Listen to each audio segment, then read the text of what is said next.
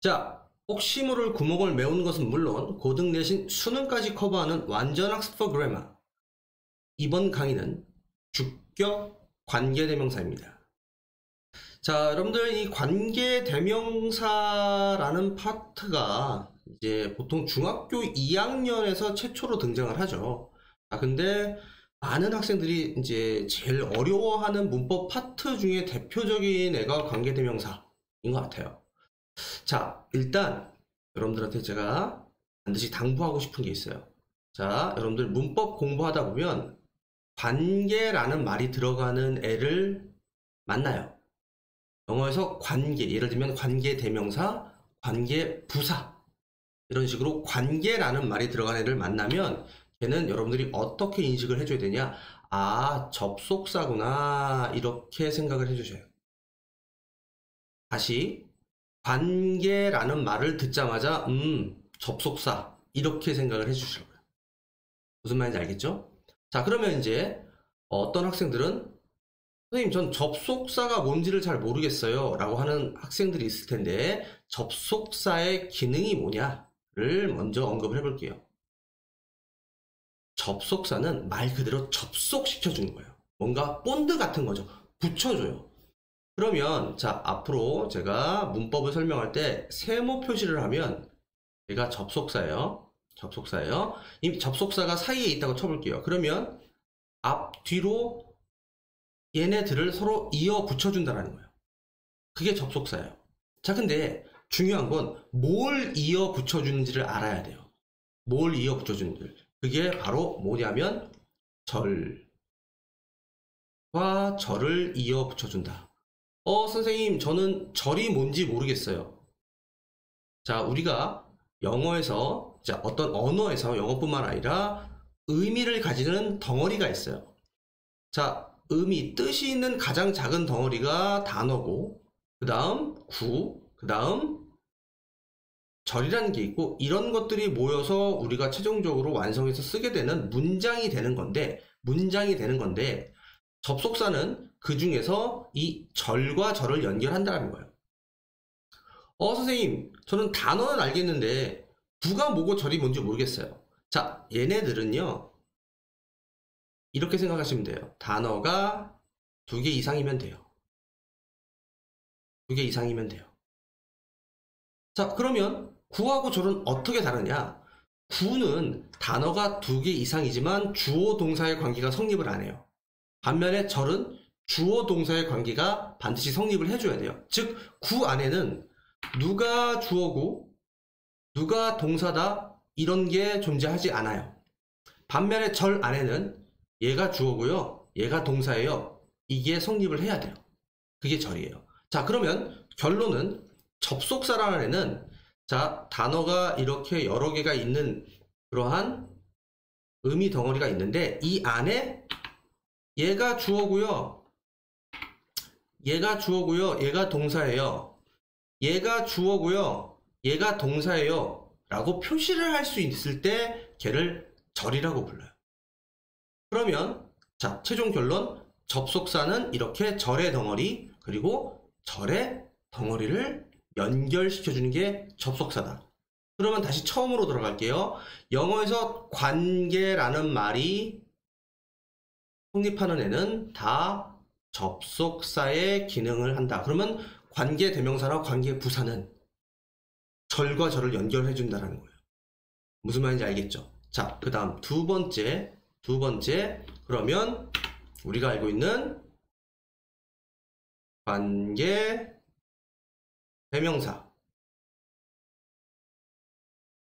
수학 공식으로 한번 써볼게요. 제가 방금 전에 말씀드렸지만 관계라는 말이 들어가면 걔는 접속사다.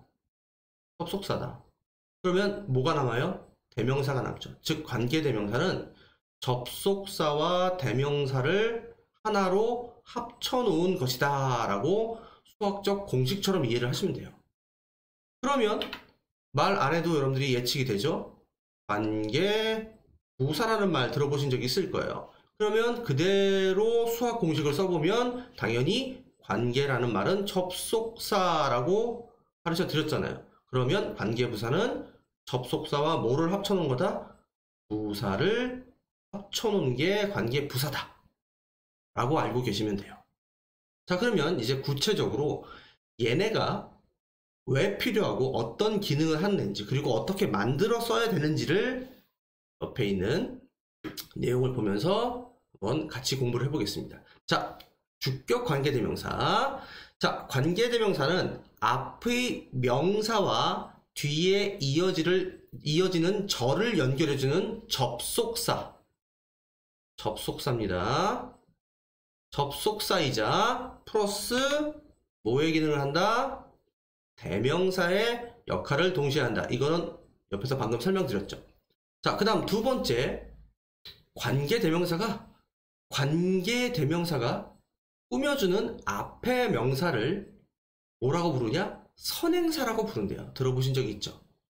자, 지구상의 모든 선행사는 다 품사가 명사예요. 품사가 명사입니다. 근데 그 관계대명사, 그리고 나중에 배우게 될 관계부사는 왜 있는 애냐? 그 선행사를 꾸며주기 위해서 수식하는 애입니다.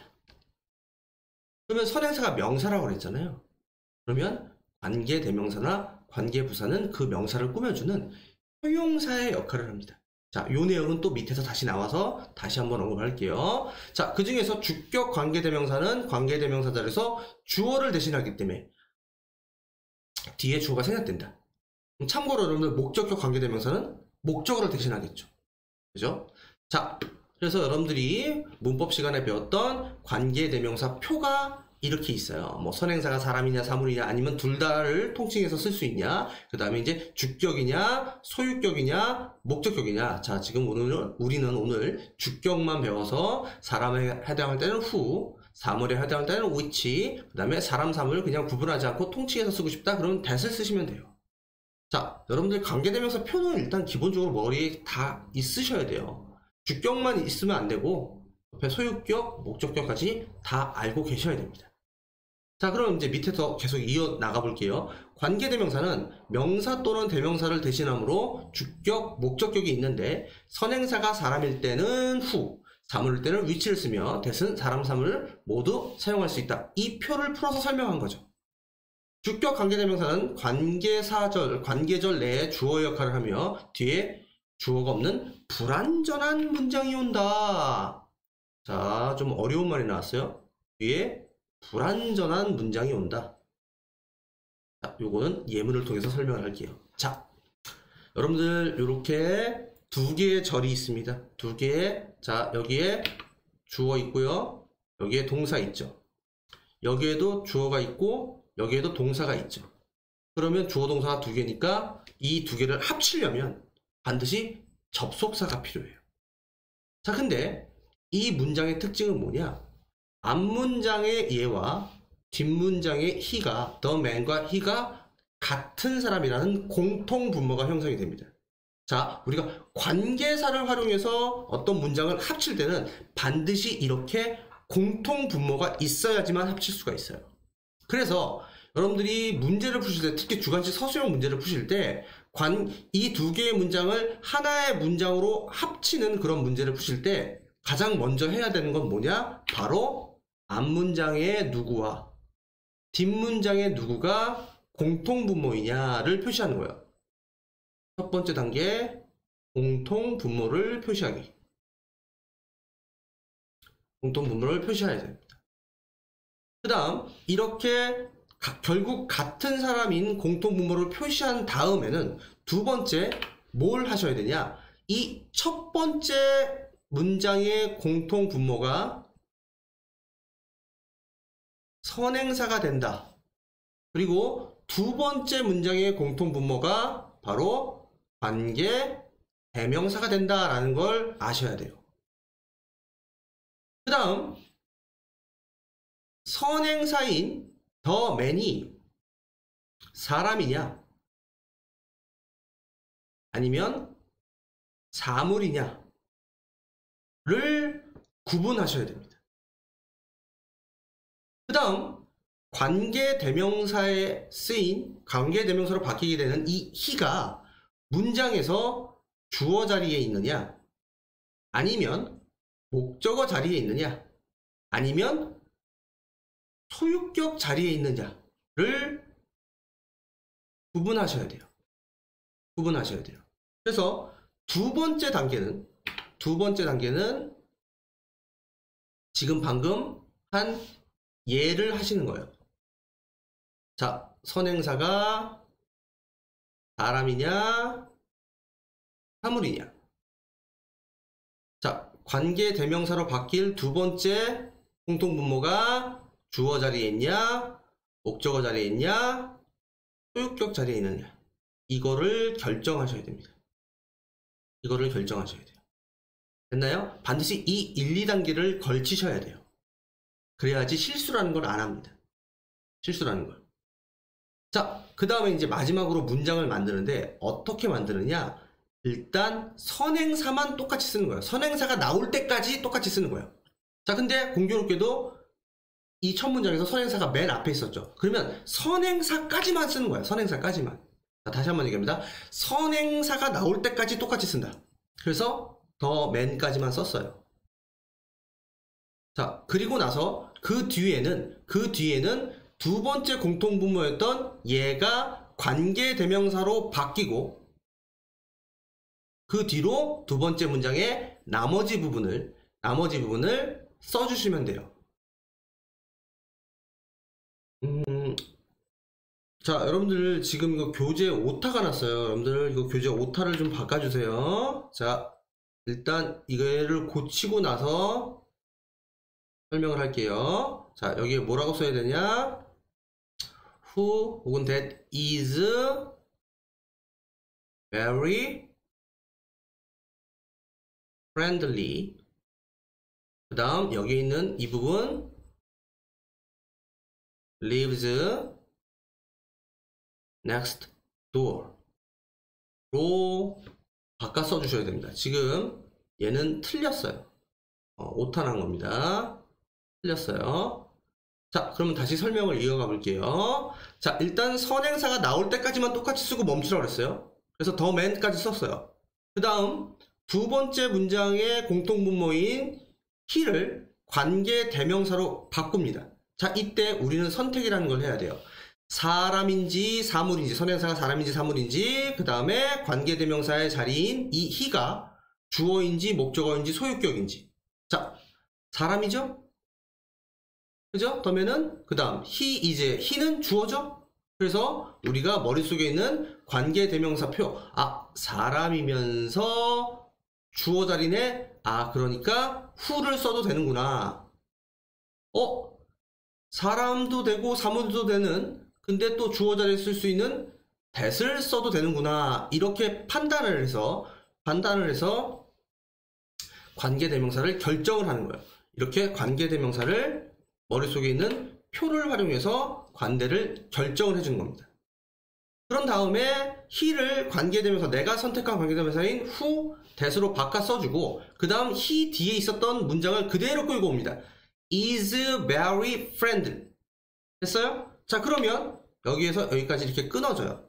그러면 아까 선행사까지만 쓰고 남아있는 문장이 있죠. 그 남아있는 문장을 맨 뒤로 그대로 붙여주시면 돼요.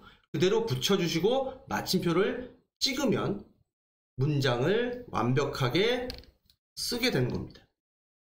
자, 밑에 예문을 통해서 다시 한번 연습을 해볼게요. 자, 이번에는 공통분모가 맨 끝에 있어요. back과 it이 공통분모입니다. 공통분모를 표시했어요. 2단계 첫 번째 문장의 공통분모인 back 밑에다가 선행사라고 쓰고, 그 다음 사람인지 사물인지 구분해보세요. 너 사물이구나 라고 결정이라는 걸 했죠. 그 다음 두 번째 공통분모인 it은 뭐가 된다 라고 써놓고 관계대명사가 될 거야 라고 써놓고, 자, it이 이 문장에서 주어 자리죠. 너 주어를 하는구나 해서 이 상태에서 머릿속에 있는 관계대명사 표를 활용해서 결정을 하는 거죠. 너는 사물이면서 주격이니까 which, 그 다음 that도 가능해 라고 일단 관계대명사를 결정했어요. 그죠? 그 다음 마지막 3단계 정리를 해보면 선행사까지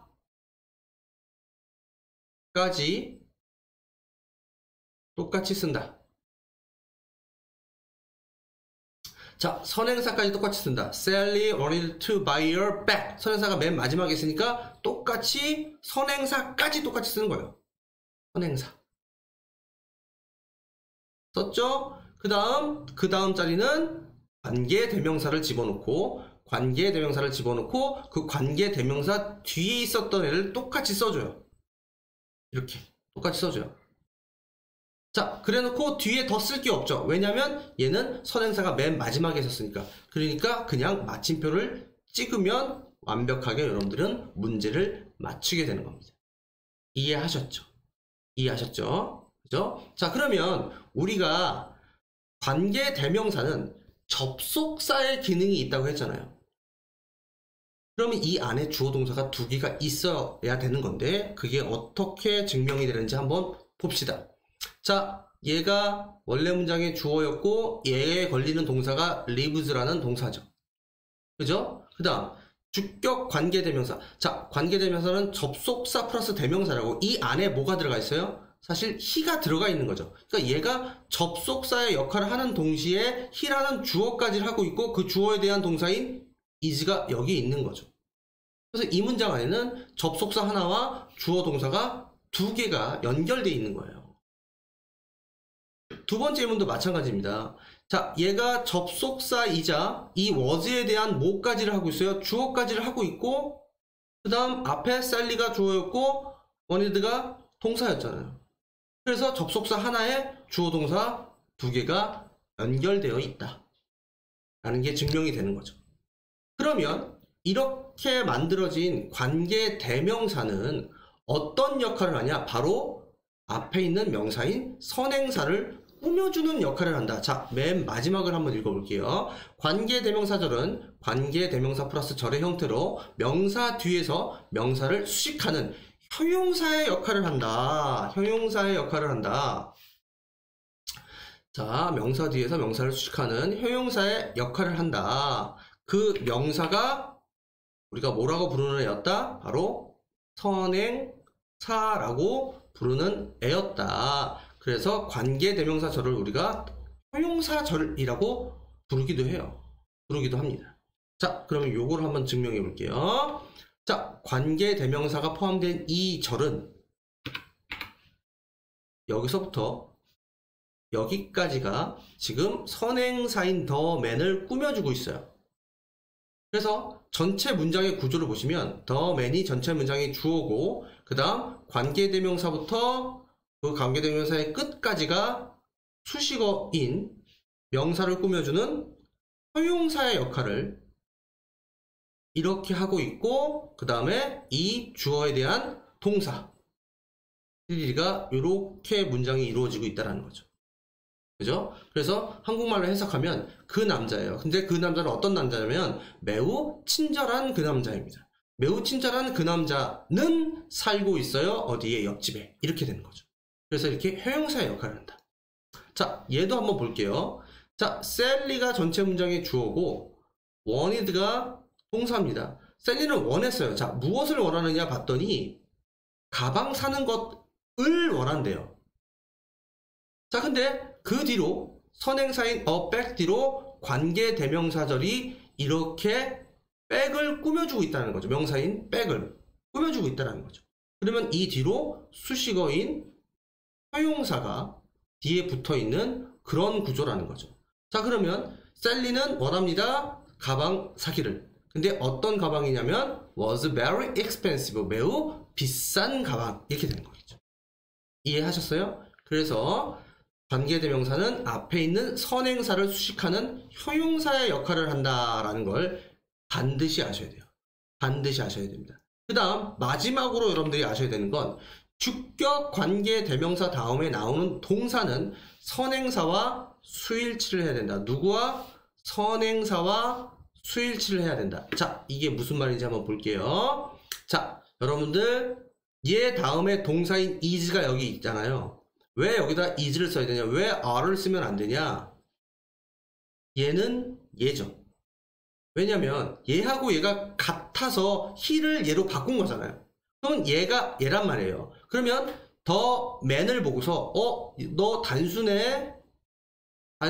아, 그러니까 나 단수 동사 is 써야지. 이렇게 결정을 해야 된다는 거예요. 여기다 복수인 are를 잘못 쓰면 안 된다 라는 거예요.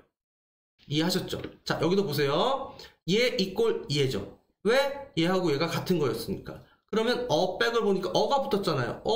너 단수네. 그러니까 이 단수 주어인 뒤에 동사는 was가 돼야지. 얘를 were로 잘못 쓰면 안 된다. 그래서 선행사의 수일치를 시켜줘야 된다. 요것도 시험 문제에 많이 나옵니다.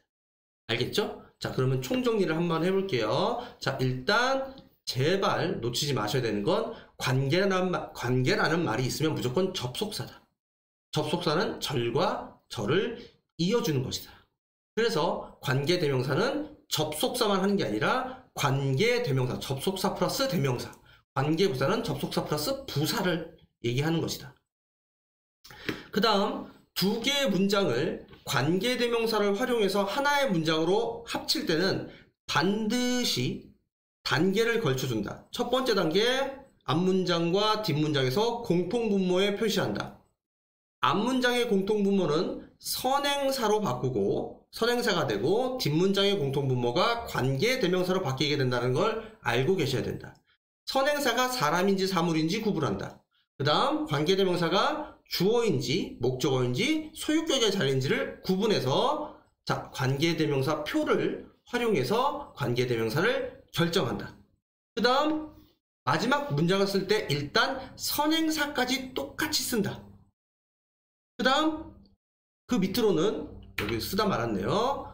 자, 관계대명사 절을 그대로 쓴다.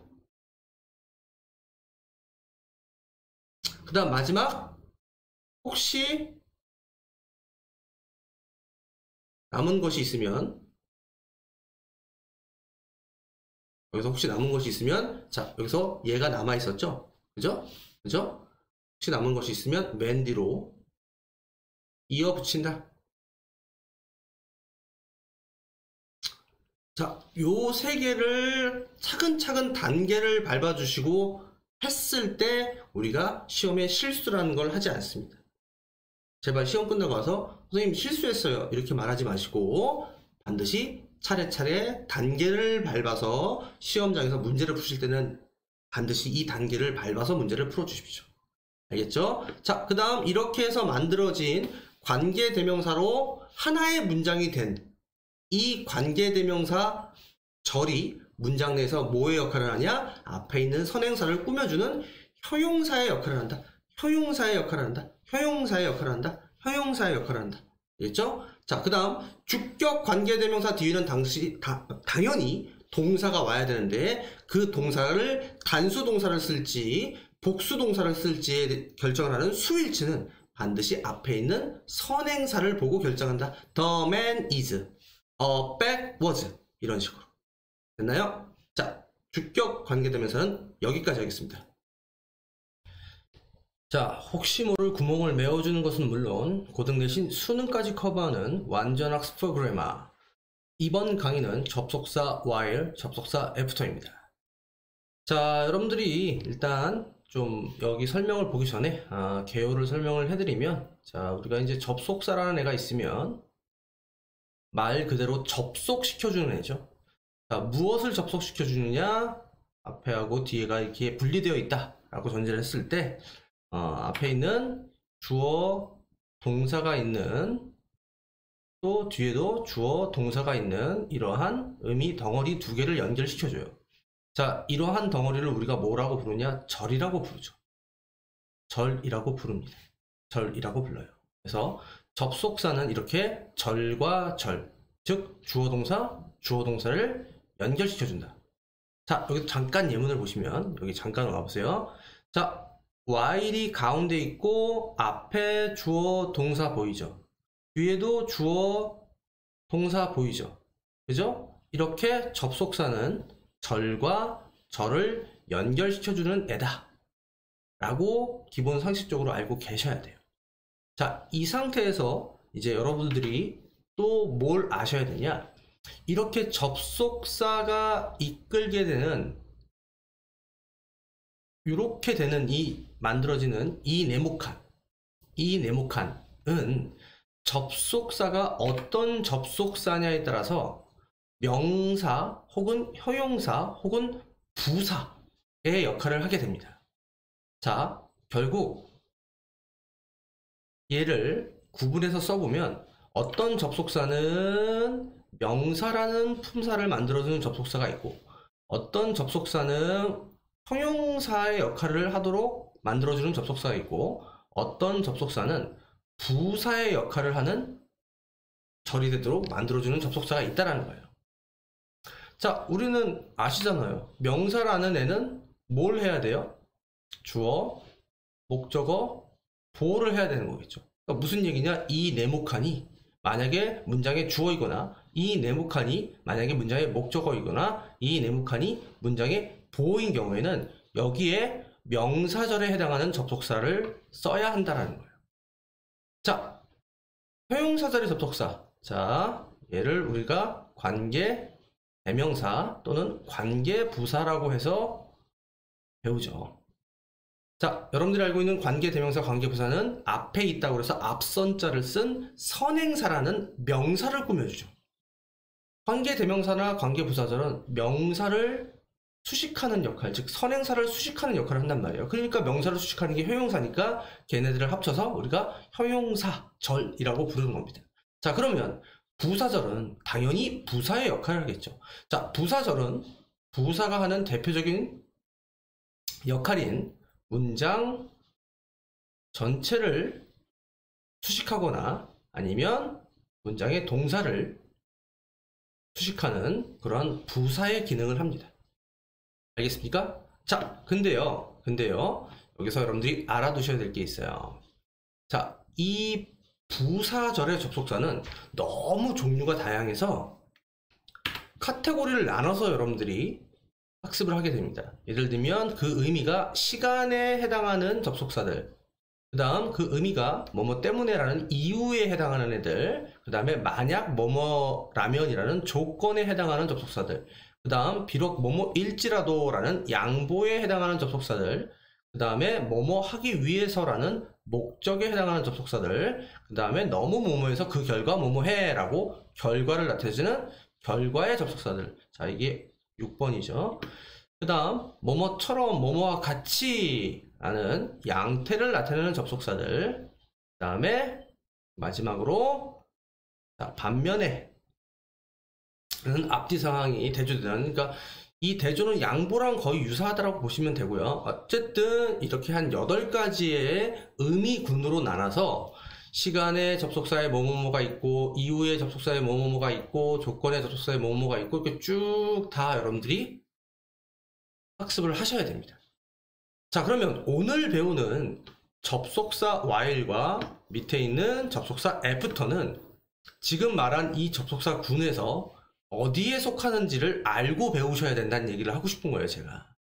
자, while과 after는 일단 크게 나눴을 때 이 세 개 중에서 어디에 속하냐? 바로 부사절의 접속사에 속합니다. 그 다음 부사절 접속사를 의미군으로 나누면 이렇게 8가지로 나뉜다고 그랬잖아요. 그 중에서 바로 시간에 해당하는 접속사가 while과 after입니다. 자, 그러면 여기 있는 예문을 통해서 얘가 부사절의 접속사를 하고 있는지를 한번 들여다봅시다.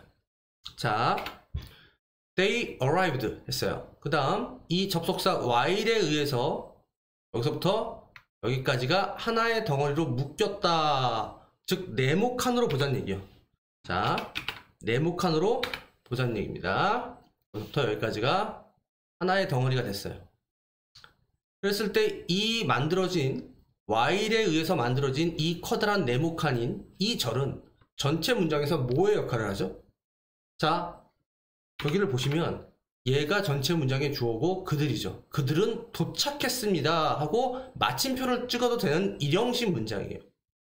그러면 이 while서부터 여기까지는 지금 앞에 있는 도착을 하긴 했는데 언제 도착했는지 그 시간을 가르쳐주는 부사의 역할을 하고 있다는 거죠. 부사의 역할을 하고 있다는 거죠.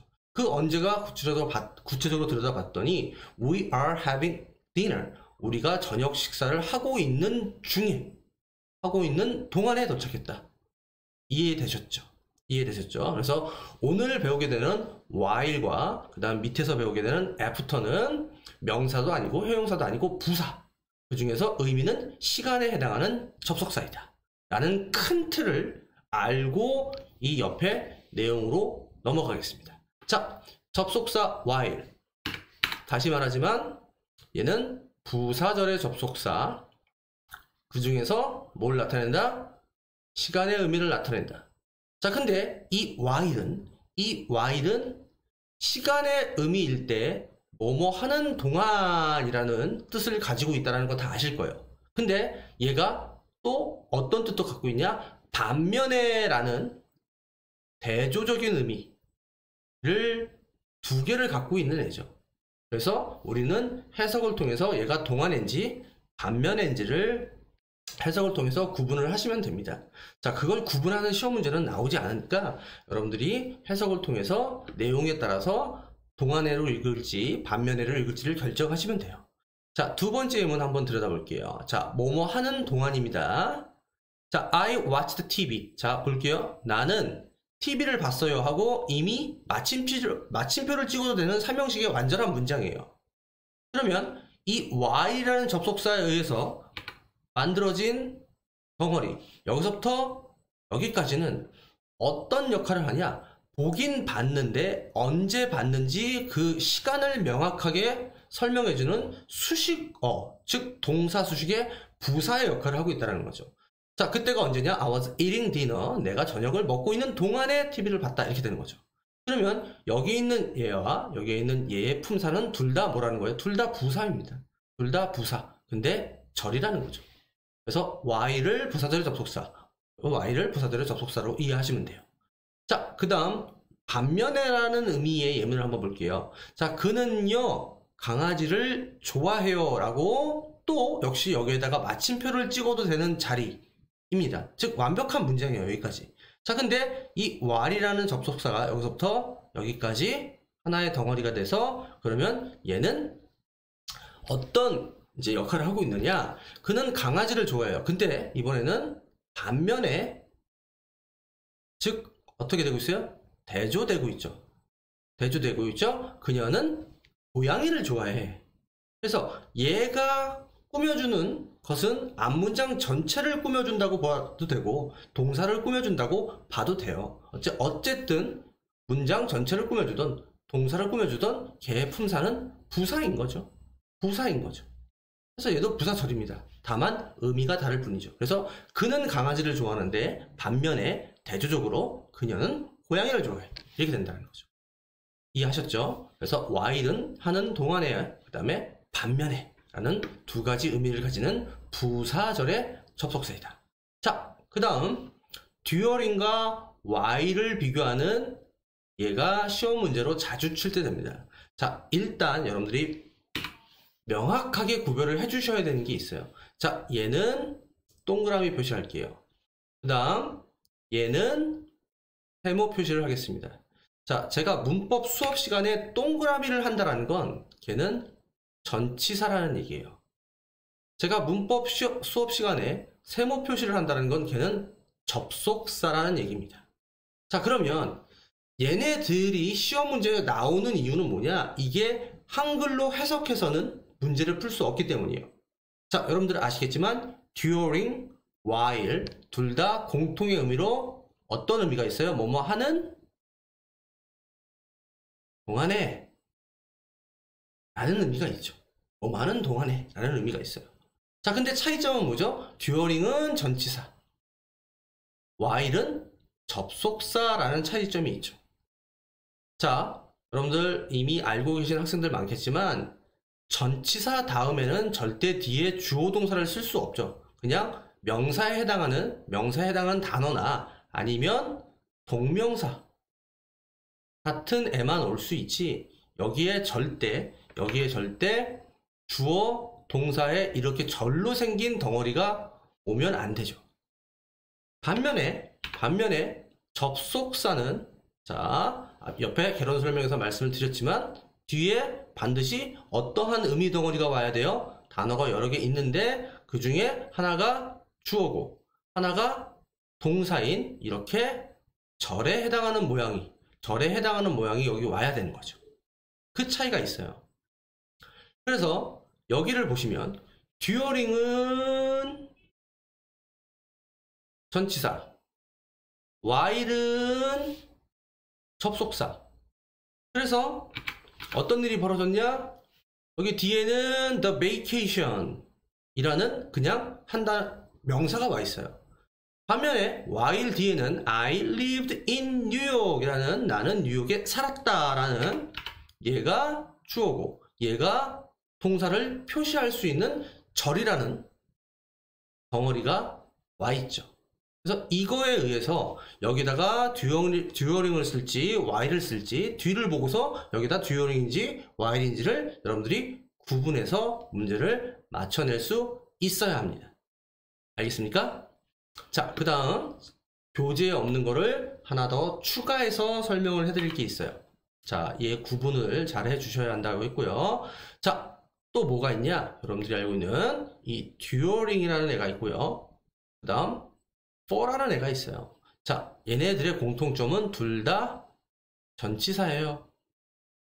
둘 다 전치사라는 건 이 모양이 온다라는 거죠. 둘 다 이 모양이 와요. 자, 근데 어떤 차이가 있냐면 듀어링 다음에 오는 명사는 그냥 기간을 나타내는 기간 명사가 오면 돼요.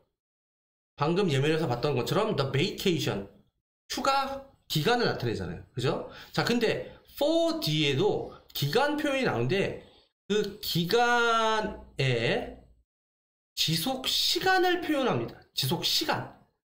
시간이 표현돼요. 그래서 보통은 숫자로 표시가 돼요. 숫자로 표현이 되죠. 이것도 들어보신 적 있을 거예요. 자, 우리가 예를 들면 하루 동안 그러면 어떻게 해요? For a day 라고 얘기를 하죠. 왜요? 이 어가 숫자 1이잖아요. 숫자 1이잖아요. 그러니까 여기에다가 뭘 잘못 쓰면 안 된다는 거예요. 듀어링을 잘못 쓰면 안 된다는 거예요. 반면에 우리가 낮 동안에 라는 표현은 during the day. the day에는 숫자 표현이 없잖아요. 그래서 이때는 또 during을 써줘야 돼요. 무슨 말인지 알겠죠? 자, 그러면 2년 동안은 영어로 어떻게 써야 될까요? 숫자 표현이 있죠. 2라는. 그쵸? 그러니까 어떻게 써야 돼요? for 2 years 이렇게 돼서 여기다 for가 써야 되겠죠. for를 써야 되겠죠. 그래서 for와 이번 기회에 during과 for의 차이점도 여러분들이 구분을 해주십시오. 알겠죠? 자, 그 다음 전치사 after 넘어가겠습니다. 자, 여러분들 after 뜻 모르는 사람 없을 거예요. 뭐뭐한 후에, 뭐뭐한 뒤에.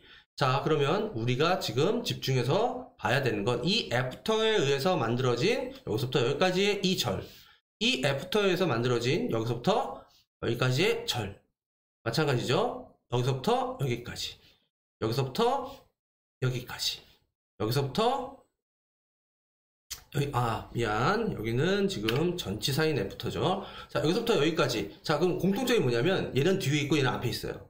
얘는 앞에 있고 뒤에 있어요. 즉 after가 앞에 있어도 되고 뒤에 있어도 상관은 없어요. 상관은 없어요. 자, 근데 이제 제가 여러분들한테 말하고 싶은 건 뭐냐, 이렇게 after 절은 이미 제가 설명을 드렸다시피 어디에 속한다? 명사절 아니고 회용사절 아니고 부사절. 그 중에 어디에 속한다? 시간에 속하는 애다. 부사절이라는 거죠. 즉 let's meet at the bus stop. 자, 우리 버스 정류장에서 만나요. 자, 근데 언제 만날 거냐? 학교가 끝난 후에 만나자. 그래서 뒤에서 앞에 있는 동사인 meet을 꾸며주고 있단 말이에요. 알겠습니까? 근데 내용은 시간이라는 거죠. 그 다음 이렇게 앞으로 옮겨갔어요. 자, 이렇게 보통 앞으로 문 뒤에 부사가 오는 경우는 보통 어떤 역할을 하냐? 전체 문장 수식을 합니다. 전체 문장을 꾸며줘요. 그러면 여러분들 아시다시피 동사를 꾸며주던 전체 문장을 꾸며주던 어차피 부사잖아요. 그래서 학교가 끝난 후에 우리 만납시다. 이렇게 되는 겁니다. 이해되셨죠? 그래서 after에 의해서 만들어진 절도 부사절이다. 시간의 부사절이다. 그거를 인지하시면 됩니다. 자, 근데 여기에 이 after는 지금 after 다음에 그냥 school이라는 명사 하나만 있죠? 그래요. after는 우리가 알고 있는 이 after는 접속사도 할 수 있고 동시에 전치사도 할 수 있어요. 그래서 이 after가 전치사인지 접속사인지를 구별하는 방법은 역시 우리가 앞에서 배웠던 것처럼 뒤에 뭐가 왔느냐로 구분만 해주시면 됩니다. 자, 지금 얘는 그냥 명사인 한 단어가 왔잖아요. 그러면 얘는 동그라미 표시가 되는 전치사이구나, 이렇게 인식만 할 수 있으면 됩니다. 알겠죠? 자, 그 다음 마지막 여기에다 형광펜으로 별 표시 하나 해주십시오. 자, 우리가 while, after와 같이 시간을 나타내는 접속사를 이용한 절에서 미래에 일어날 일에 대해 말할 때 주어 플러스 현재 시제를 쓴다. 분명히 미래에 일어날 일이면 우리가 will이나 be going to 같은 미래 시제를 써야 되는데 우리가 시간의 부사절의 접속사에서는 현재 시제를 쓴다. 자, 요거 많이 들어보셨죠? 요거를 우리가 문법 시간에 세 글자로 이렇게 배우죠. 시, 조, 부. 들어보신 적 있죠? 이게 뭐죠? 이게 뭐를 축약해서 쓴 말이죠? 시간 또는 조건의 부사절에서는 현재 시제가 미래 시제를 대신한다 라는, 자, 얘는 여러분들이 나중에 이제 고등학교 올라가서 고등학교에서 이제 모의고사나 수능에서도 이제 언급이 될 수 있는 고등학교까지 이어지는 문법 사항이니까, 그리고 중학교 시험에도 상당히 자주 언급되는 그런 애입니다. 자, 이게 무슨 얘기냐면, 자, he will call her. 자, 그는 그녀한테 전화를 할 거래요. 얘가 주어고 얘가 동사고 will call이 동사고 그 다음 목적어죠. 자, 근데 이 when절은 여기서부터 여기까지가 전화를 하긴 하는데 언제 하는지를 나타내는 시간, 그 다음 동사를 꾸며주니까 부사절의 접속사예요. 근데 내용상 그가 집을 떠날 때잖아요. 아직 떠나지 않고, 야, 너 집 나갈 때 나한테 좀 전화 좀 해줘. 너는 앞으로 나갈 거잖아요. 그러면 우리가 어떻게 생각을 하게 되냐? 이거 미래 시제인 will live라고 써야 되는데, 방금 배웠던 규칙, 시간과 조건의 부사절에선 현재가 미래 시제를 대신해야 된다. 즉 미래 시제를 대신해야 된다는 거죠. 현재 시제를 써야 한다는 거죠. 그래서 여기에 지금 live 끝에 s가 있는 3인칭 단수 형태의 lives를 써야 한다는 거예요. 이해되셨죠? 이해되셨죠? 자, 그러면 제가 예문을 하나 더 써볼게요. If it rains tomorrow, I will go on a picnic 이라는 문장이 있다고 쳐볼게요. 자, 이 if가 바로 부사절의 조건의 접속사입니다. 그래서 이렇게 if절에 의해서 만들어진 얘가 지금 뒤에 있는 전체 문장을 꾸며주고 있어요. 그러면 조건의 무슨 절입니까? 부사절이죠. 전체 문장을 꾸며줬으니까. 자, 근데 여기에서 지금 분명히 내일 비가 내리면 이라는 미래 시간표인 tomorrow가 있음에도 불구하고 나는 소풍을 갈 거야. 내일 비가 내리면 나는 소풍을 갈 거야 라고 말하는 이 부분, 비가 내리면 이라고 말하는 이 부분에 여기에다가 절대 무슨 시제를 쓰면 안 된다. 미래 시제를 쓰면 will rain이라고 쓰면 안 된다. 현재 시제로 게다가 인칭까지 맞춰서 3인칭 단수에 s까지 붙여주고 있잖아요. 이렇게 현재 시제를 써야 한다. 그게 바로 뭐다? 시간 조건의 부사절에선 미래 시제를 현재 시제가 대신해줘야 된다. 이거입니다. 이게 여러분들 실질적으로 시험에 많이 나온단 말이에요. 그래서 제가 이것 때문에 얘를 설명을 드린 거예요. 왜냐하면 여러분들이 시조부 문제를 맞추려면 일단 걔가 명사절인지 형용사절인지 아니면 지금 배운 부사절인지를 구분을 하셔야 되죠. 그리고 접속사의 뜻을 외워서 그게 시간의 접속사인지 아니면 만약 뭐뭐라면에 해당하는 조건의 접속사인지 이 두 개만 시조부에 해당을 하니까. 그래서 일단 세 개 중에서 얘를 구별할 수 있어야 되고 그 다음 해석을 통해서 시간 조건을 구별할 수 있어야지만 시조부 문제를 풀 수 있기 때문에 좀 복잡한 과정을 걸쳐야 되기 때문에 시험에 나오는 것이고 그게 중학교는 물론 고등학교까지 이어진다는 말씀을 드리는 거예요. 이해되셨죠? 자, 접속사 while, 접속사 after, 부사절의 접속사 시간, 그리고 시조부까지 여기까지 강의하겠습니다. 자, 중등내신을 통해 고등내신, 수능의 토대를 마련하는 완벽 본문학습. 이번 강의는 중2 미래 N 레슨 1 Great Things About Yourself 입니다. 자, 본문의 제목은 Lunch Lady Begins입니다.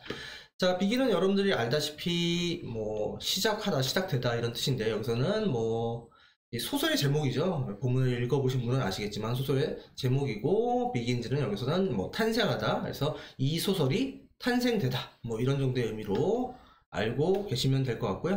자, 바로 들어가겠습니다. 자, my name is 호진. 자, 나의 이름은 호진이고요. 그리고 I like. 자, 나는 좋아합니다. 자, 그러면 여기 있는 이 밑줄이 좋아하는 거에 대한 목적어가 되겠죠.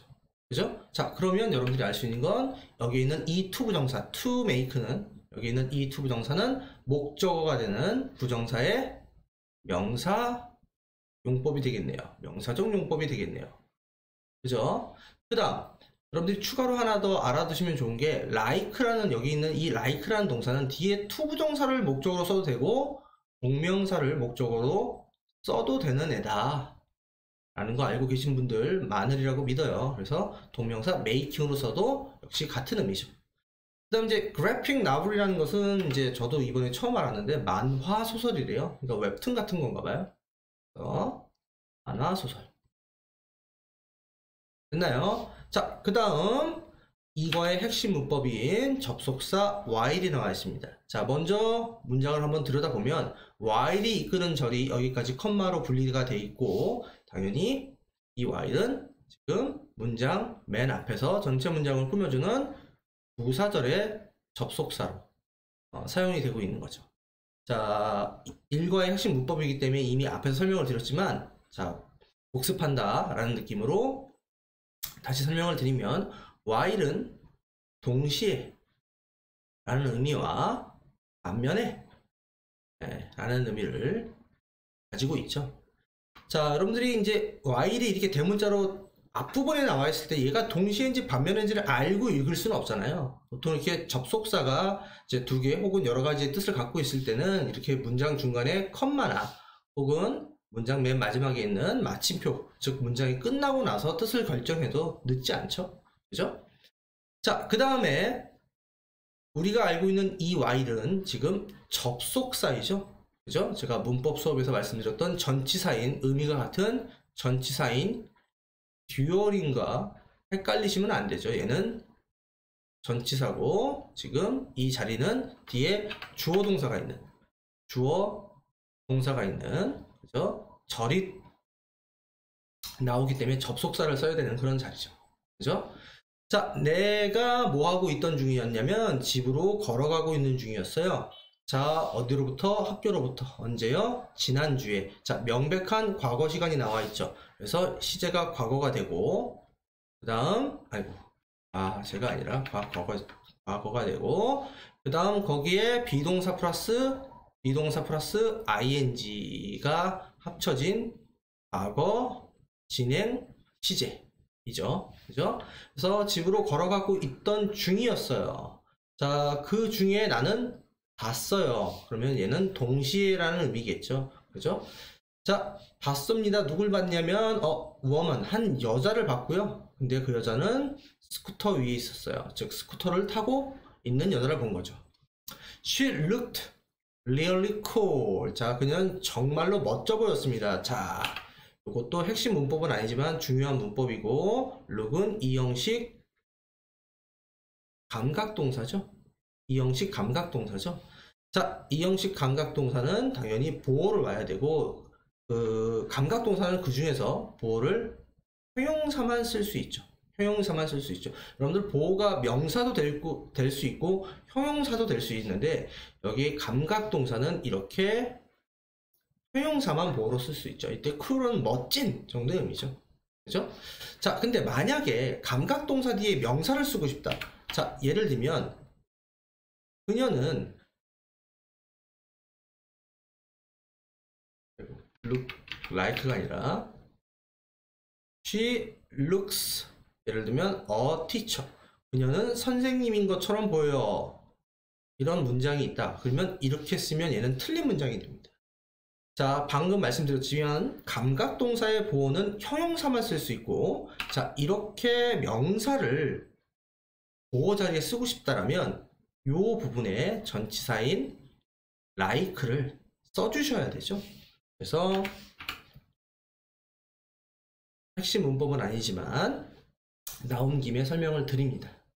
그래서 이 차이점을 좀 알아두시고요. 그래서 그녀는 자 정말로 멋져 보였고요. 그리고 her scooter, 그녀의 스쿠터도 매우 독특해 보였습니다. 이제 unique이라는 단어, 독특한이라는 이 단어 스펠링 철자 주의해 주시고요. 알겠죠? 자, 그 다음 문장 가보겠습니다. Are you going home, 호진? 자, 진행형이죠? 지금 집에 가는 중이니? 라고 현재 진행형으로 의문문으로 물어봤고요. She said, 그녀가 말했어요. 누구한테? 나에게 말했어요. 어떻게 말했냐? 갑작스럽게 말했어요. 그죠? Yes, 그래요. But, 하지만 do I know you? 제가 당신을 알까요? 그 말은 혹시 저 아시는 분이세요? 이렇게 물어보는 거겠죠. 하고 I asked, 내가 물어봤어요. Of course, she answered. 물론이지 하고 그녀가 대답했습니다. I see you. 내가 너를 본다. 즉 너를 만난다. 자, 어디에서 장소가 나와 있죠? At the school. 자, cafeteria. 그래서 학교 식당에서 언제 만나냐? 매일 만난다. 이렇게 돼 있죠. 자, 여러분들 여기가 장소 표현이 나와 있죠. 그 다음에 시간 표현이 나와 있죠. 부사의 표현이 만약에 장소가 나오고 시간이 나온다면 장소 다음에 시간 표현을 써주는 게 맞아요. 알겠죠? 장소, 그 다음에 시간 이렇게 써주는 게 맞습니다. 알겠죠? 그 다음 왜 여기에서 이제 현재 시제인 C가 쓰여 있냐? 매일매일 일어나는 그런 현상이니까. 그죠? 그래서 현재 시제가 나와 있는 거죠. 자, surprisingly, 놀랍게도 자 문두에서 전체 문장을 꾸며주는 부사의 자리죠. 그러니까 여기에 ly가 붙어 있어요. 놀랍게도 그녀는요 was 였어요. 한 명이었습니다. 자, 누구 중에 한 명이냐? 자, 식당 직원들 중에 한 명이었어요. 자, 우리가 상식적으로 생각해 볼게요. 뭐뭐 중에 한 명, 그러면 one of three인데 당연히 한 명 중에 한 명은 아니겠죠. 그래서 뒤에 복수 명사가 와야 되겠죠. 그래서 여기에 워커 끝에 s가 붙어 있는 거, 복수 명사가 쓰여야 한다는 거 알겠죠? 그래서 학교에 있는 그러한 식당 직원들 중에 한 명이었어요. 그분이 amazing, 놀라웠다. She looks so different. 자, 또 나왔네요. 이형식 감각동사. 자, 그러면 보어는 뭐가 와야 된다? 형용사가 와야 된다. 한국말로 그녀는 매우 다르게 보였다. 한국말로 번역값이 다르게라는 부사처럼 착각을 유발하기 쉽지만 differently라는 부사를 잘못 쓰시면 안 돼요. 왜? 보어는 형용사가 해야 되니까. 알겠죠? 그래서 그녀는 매우 다르게 보였다. 자, 어디에서 다르게 보였냐? outside the school. 학교 바깥에서는 다르게 보였다. 라고 나는 생각했다. 그죠? I should write. 자, 조동사 플러스 동사원형. 나는 써야겠다.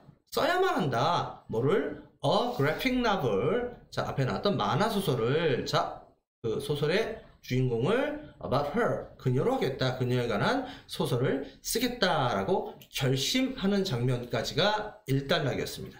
자, 1단락은 여기까지 하겠습니다.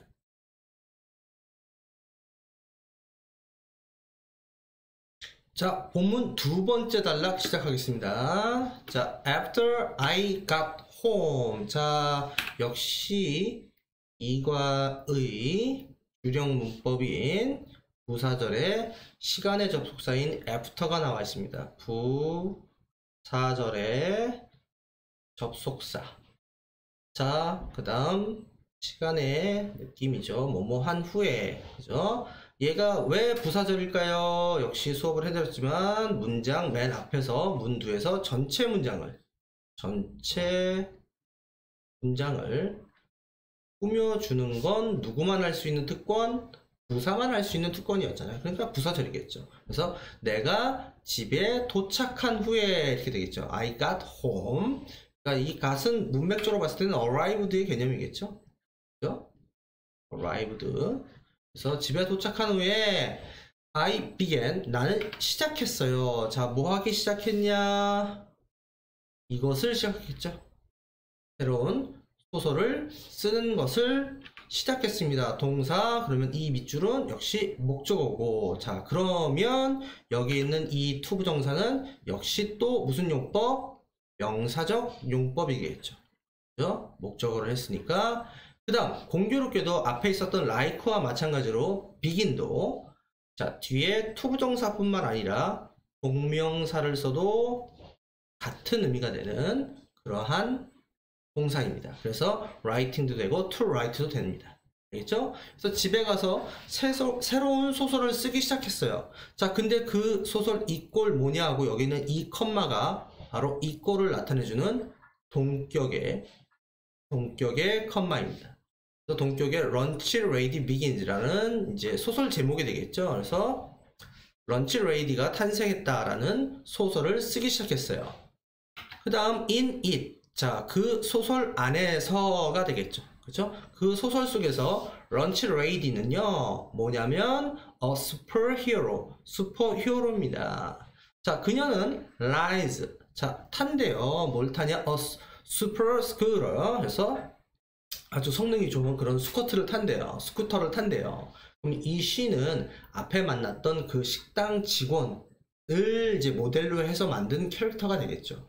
그죠? 자, 그 다음 일과의 핵심 문법. 여기에 이 대시 앞에 있는 선행사인 super scooter라는 선행사인 명사를 이렇게 꾸며주고 있죠. 그죠? 그 다음 얘는 동시에 뒤에 있는 can fly라는 동사에 대한 주어까지를 동시에 수행해 주고 있는 주격 관계 대명사였죠.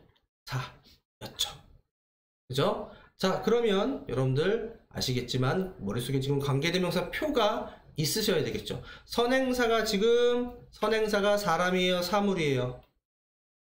사물이죠. 그 다음 이 that의 자리는 can fly에 대한 주어인 주격의 역할을 하고 있죠.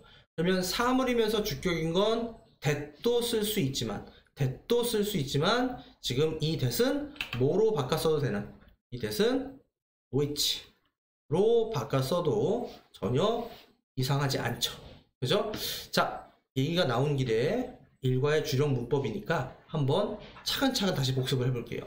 자, 이 문장은 원래 따로따로의 두 개의 문장이었겠죠. 우리가 한번 거꾸로 분리를 한번 해볼까요? 자, 원래 문장은 She rides a super scooter 라는 한 문장이 있었고, 그 다음 it can fly 라는 두 번째 문장이 있었던 거죠. 자, 이거 합치는 거 다시 한번 복습해 볼게요. 자, 첫 번째 뭘 찾으라고 그랬죠? 첫 번째 문장과 두 번째 문장의 공통 분모를 찾아서 표시해라. 그렇죠? 그 다음 두 번째, 첫 번째 문장의 공통 분모가 뭐가 된다? 선행사가 된다. 그 선행사가 사람인지 사물인지를 구별한다. 사물. 됐죠? 그 다음 두 번째 문장의 공통 분모가 얘가 뭐로 변한다? 관계, 대명사로 변한다.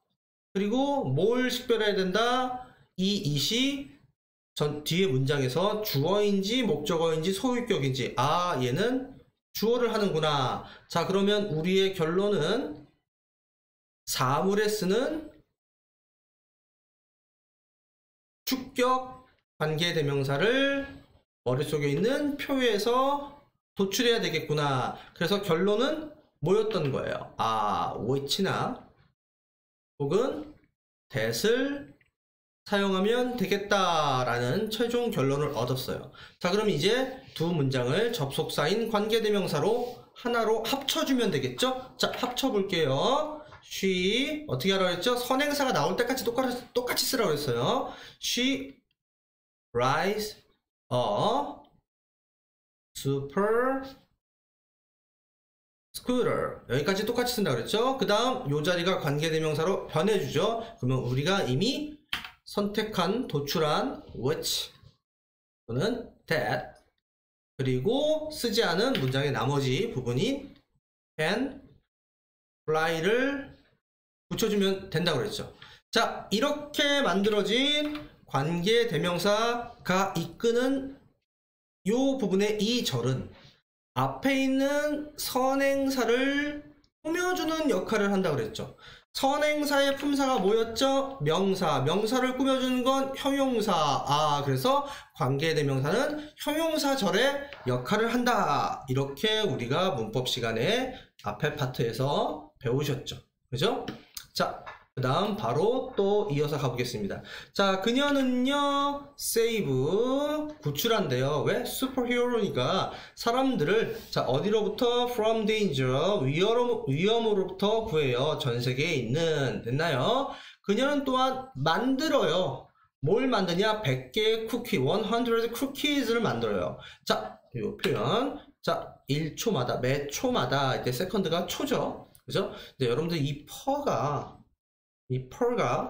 뭐뭐마다 라는 뜻인 거 알고 계실 거예요. 자, 근데 여러분들이 이 for의 문법적인 쓰임을 좀 아셔야 되는데, for 다음에는 단수 명사를 쓰셔야 돼요. 단수 명사를 쓰시는데 중요한 건 이 앞에 관사를 사용하지 않는다라는 거예요. 사용하지 않아요. 그러니까 for a second 이렇게 쓰지 않는다고요. for the second 이렇게 쓰지 않는다고요. 그러니까 어나 더 같은 걸 쓰지 않는다라는 거죠. 그래서 그냥 for second 이렇게 나온 거죠. 그죠? 그래서 매 초마다 쿠키를 100개씩 만들어낼 수 있어요. and gives, 준대요. 자, 이때 댐이 가리키는 건 당연히 뭘까요? 100개의 쿠키가 되겠죠. 이때 이 댐이 가리키는 건 여기에 있었던 이 100개의 쿠키가 되겠죠. 자, 주는데 어떻게 주냐? away 하게 준대요. away 하게 준다. 자, give away 라는 표현 이번 기회에 확실하게 알아두십시오. give away는 그냥 공짜로 주는 거야. 거저 주는 거, 뭐 선물로 주다, 이런 표현입니다. 알겠습니까? 자, 누구한테 준대요? 누구한테? to hungry children, 배고픈 아이들한테. 왜? 슈퍼히어로니까. 자, 그 다음 여러분들 초등학교 한 고학년이나 중1에서 배웠던 이 이어 동사가 여기 문법으로 나와 있죠. give them away. 자, 미리 한번, 일단 한번 써보면 여러분들 아시겠지만 이어 동사, 자, 이어 동사가 뭐냐를 물어보면 대답을 못하는 학생들이 많아요. 그냥 동사 두 개, 그러니까 단어 두 개가 이어져 있는 애를 이어 동사라고 알고 계시는데, 그게 뭐 틀렸다라고 말하기는 이제 좀 그런데, 이어 동사는 정확하게 아셔야 되는 게 뭐냐면, 동사와 뒤에 부사가 만나서 어떤 새로운 의미로 쓰이게 되는 애를 이어 동사라고 하는 거예요. 우리가 여러분들 give 있잖아요. give. 동사 있잖아요. 근데 여기서 away가 전치사가 아니라 부사인 거예요. 그래서 give away 두 개가 만나서 그냥 주는 게 아니라 거저주다, 선물로 주다라는 새로운 의미가 탄생을 하게 되는 거죠. 이런 애를 이어 동사라고 해요. 자, 근데 여러분들이 이제 암기식으로 이제 많이 외워서 알고 계신 게 뭐냐면, 이렇게 이어 동사의 목적어를 쓸 때, 자, give them away 이렇게 써도 되고, give away them 이렇게 써도 된다? 아니죠. 자, 반드시 목적어가 대명사일 때는 가운데 있어야지 이 them이 give away 바깥으로 빠져나가면 안 되죠. 빠져나가면 안 되죠. 자, 근데 자, 필기 공간이 부족해서 요 밑으로 한번 내려와서 써볼게요. 자, 만약에 대명사가 아니라 그냥 일반 명사가 있다고 쳐볼게요. give, 그 다음에 away, 거저줬대요.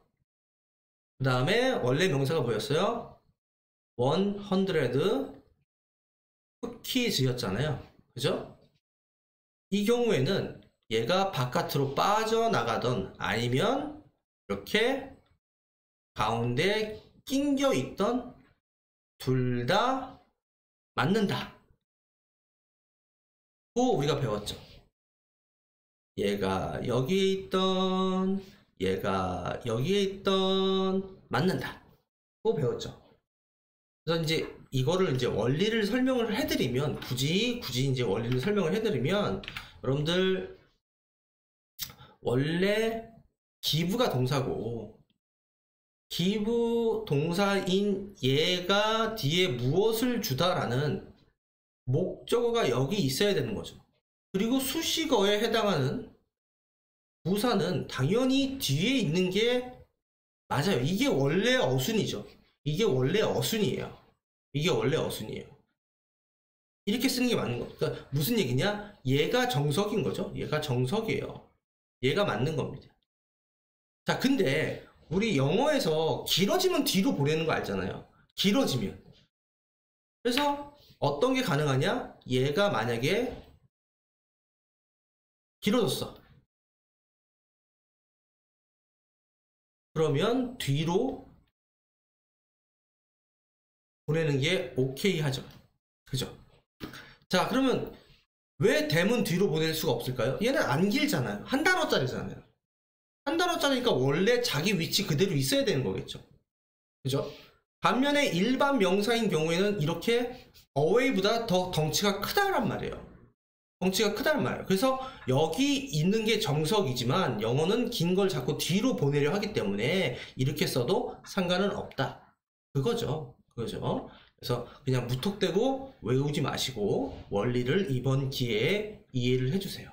알겠죠? 그래서 gives them away지, 얘를 gives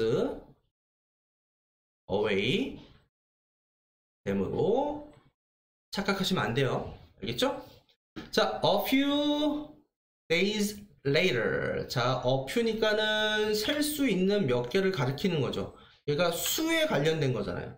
그러니까 뒤에 s가 복수명사로 와 있는 거죠. later는 나중에 라는 표현이잖아요. 며칠 후에 I showed, 나는 보여줬어요. 자, 뭘 보여줬냐? 나의 만화소설을 보여줬어요. 누구한테?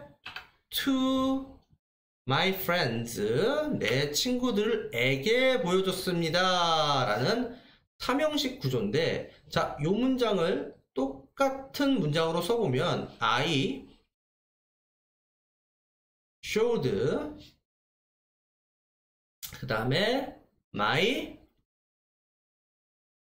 friends, 그 다음에 my graphic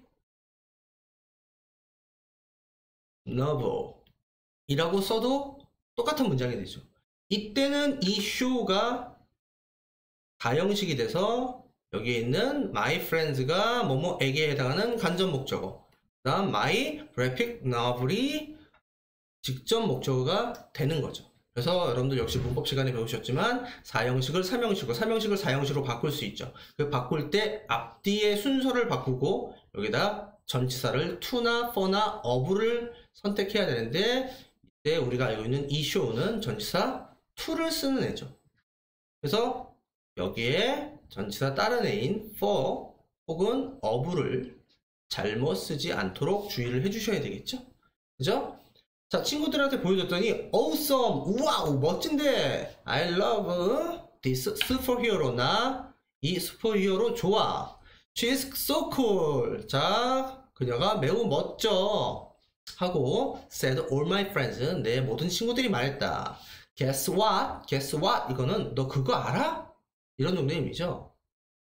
뭐 한국말로 하면 그거 알아? 혹은 있잖아, 뭐 이런 정도의 느낌이죠. I modeled her. 자, 이거 한국 사람이 모델이라고 이제 발음을 하는데, 보통 이제 그 미국 사람들은 model이라고 읽죠. 그래서 I modeled her. 자, 여기서 모델의 의미는 뭔가를 만들어냈다라는 make 정도의 느낌이에요. 그래서 그녀를 만들어냈는데, 어디를 토대로 해서 만들었냐? Miss Lee를 토대로 만든 것이다. 이런 의미예요. 그래서 이제 사전을 찾아보면 나와 있지만, model A, on, B 이런 여기 on이 있어요. 그래서 B를 토대로 A를 만들다. 그러면 이제 한국식으로 번역을 하면 B를 본떠서 A를 만들다.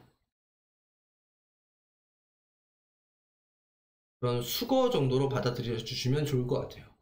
그래서 나는 그녀를 미즈 리라는 사람을 본떠서 만들었고요. 그 다음에 여기 있는 이 컴마가 앞에서도 한번 나왔지만 동격의 컴마고 미즈 리 이꼴 1이야. 한 명이야.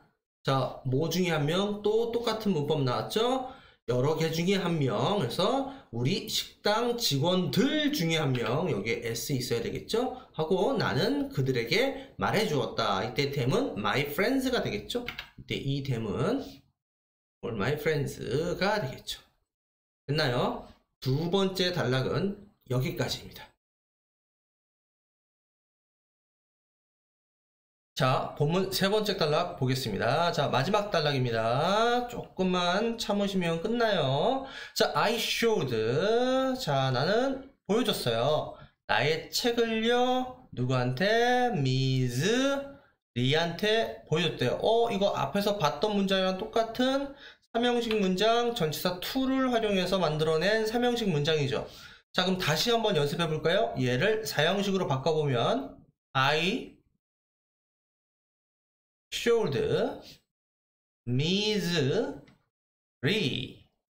다음 my 훅이 되겠죠. 그죠? 그러면 얘가 4형식이 되고 뭐뭐에게 해당하는 간접 목적어, 뭐뭐을에 해당하는 직접 목적어, 이런 구조가 되겠죠. 그죠? 자, 그 다음에 여러분들 그 앞에서 제가 말을 안 했지만 이 미즈라는 표현은 그 원래는 이제 여성을 가리키는 표현이 미스하고 미세스가 있었죠. 근데 이제 결혼을 안 한 여성을 미스, 그 다음에 결혼을 한 여성을 미세스. 근데 그건 성차별이다. 왜 여자만 결혼을 했는지 안 했는지 칭호를 다르게 쓰느냐. 그래서 이렇게 어떻게 보면 신조어죠. 그래서 이 미즈라는 표현은 여성의 결혼의 유무에 상관없이 붙이는 칭호 같은 거죠. 그죠? 그래서 자, 보여줬대요. 자기의 결과물인 소설을 보여줬어요. She loved it. 자, 그녀 또한 그것을 좋아했어요. 그래서 여기서 또한이라는 표현을 쓴 이유는 앞에 친구들이 좋아했던 거와 마찬가지로 또한이라는 의미의 투죠. 그죠? 이렇게 뭐뭐와 마찬가지로 또한이라는 의미의 to는 어떨 때 쓰는 거죠? 긍정문일 때 쓰는 거죠. 얘가 긍정문일 때만 사용이 가능한 거죠. 자, 만약에 그러면 우리가 가정을 해볼게요. 만약에 이 문장이 그녀도 또한 좋아하지 않았어요 라는 부정문이라고 한번 해볼게요. 자, she didn't love it 했어요. 그러면 이때는 to라고 쓰시면 안 되고 either 이렇게 쓰셔야 되겠죠. 이렇게 쓰셔야 됩니다. 알겠어요? 그래서 얘도 뜻은 마찬가지예요. 그녀도 그것을 좋아하지 않았어요. 그녀도 마찬가지로 좋아하지 않았어요. 이렇게 부정문에서는 여기에서 to가 아니라 neither를 써야 되죠. 그 이유는 부정문이기 때문에 그렇습니다. 부정문일 때는 either. 알겠죠? 자, 그러면 얘를 반대로 either라고 착각을 하시면 안 되겠네요. 그죠? 자, 그 다음 문장 가볼게요. She also told me. 자, 그녀는 나에게 말했어요. 뭐에 관해서? 그녀의 동료들에 관해서 말했어요. 자, 그 다음에 또 핵심 문법 주격 관계대명사가 나와서 앞에 있는 선행사인 coworkers를 꾸며주고 있죠. 자, 근데 그 동료들은 어떤 동료들이냐? had, 가진 동료야. 여기에 동사가 보이니까 주격 관계대명사인가 보이죠? 뭘 가졌어요? special한 talent, 특별한 능력을 가진 그러한 동료들이었어요. 자, 이 coworkers가 동료라는 뜻으로 선행사였고요. 그 다음 얘가 주격 관계대명사이고, 그러면 선행사가 사람인 거 보이죠? 사람인 거 보이죠? 그 다음 여기 동사 앞에 있으니까 얘가 주어의 역할까지를 하는 게 보이죠? 그러면 얘는 who 대신에 뭘로 바꿨어도 역시 문법적으로 틀리지 않아요. that으로 바꿨어도 문법적으로 틀리지 않죠. 그죠? 그래서 다시 한번 읽으면 그녀는 또한 말했습니다. 나에게 말했습니다. 그녀의 동료들에 관해서. 근데 어떤 동료들이냐? 가진 동료죠. 뭐를? 특별한 능력을 가진 동료들에 대해서. 그래서 지금서부터 그 특별한 능력을 가진 동료들에 대한 소개가 이어집니다. 소개가 이어져요. 그래서 혹시라도 요 문장을 쏙 빼놓고 얘가 들어갈 위치가 어디냐, 이 문장의 위치가 어디냐 라는 것을 한번 생각해 볼 필요가 있어요. 왜냐하면 동료들이 최초로 언급되고 나서 각각의 구체적인 동료들의 이름이 언급돼야 되기 때문에 그렇겠죠. 그죠? 자, 그 중에 동료 한 명이 누구냐? Miss Parker예요. 자, 이 여자는 또 누구냐? 자, 역시 얘도 동격이죠. Another cafeteria worker예요. 또 다른 식당 직원입니다. 자, another는 어가 붙어 있잖아요. 한 개짜리에 쓰는 어가 붙어 있잖아요. 그래서 단수 취급을 해줘야 되죠. 그래서 뒤에 단수 명사가 와야 되죠. 여기에 s 잘못 붙이면 안 돼요. another 플러스 단수입니다.